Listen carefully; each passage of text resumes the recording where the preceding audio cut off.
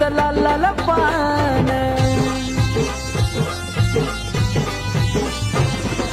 हातात घेऊन लहान कवड्या घालून चमकती मान